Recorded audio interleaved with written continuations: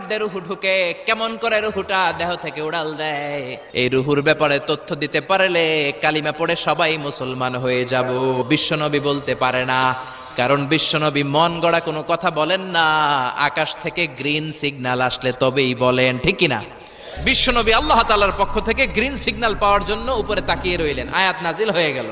ইয়াসআলুনাকা আনির রূহি কুলির রূহু মিন আমরি রাব্বি ওয়া মা উতীতুম মিনাল ইলমি ইল্লা কালিলা।